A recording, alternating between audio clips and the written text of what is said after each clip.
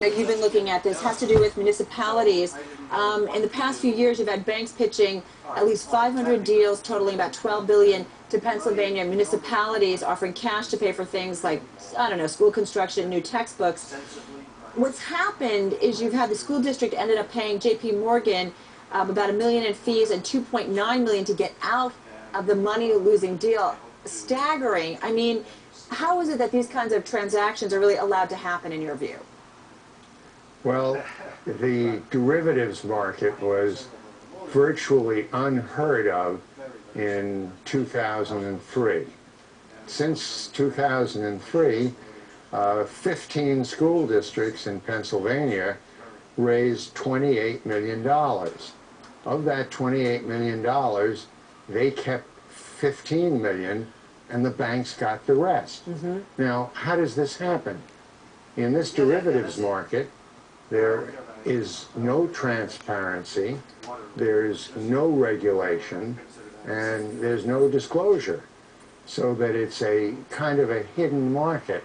And as a result of that, investment advisors that have conflicts of interest being paid both by the banks and being hired by the municipalities have distorted this, and investors, the school districts, have taken, in some cases, a massive loss.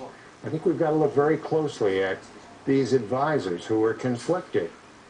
They're being told by the banks, school districts are being told by the banks, you've got to use this advisor or that advisor, without telling them that the banks are paying those advisors fees. So, okay, got about 40 seconds left here. So do you blame the advisors, or what about the municipalities? I mean, do they not have any idea that they're kind of investing in some very complicated instruments? In the case of Pennsylvania, some interest rate swaps. I mean, these are complicated investments. Just quickly.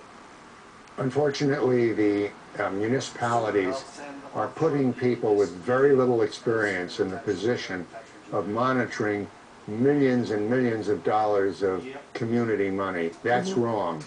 This is an obscure market, and it's one that lacks regulation, lacks oversight, and lacks transparency.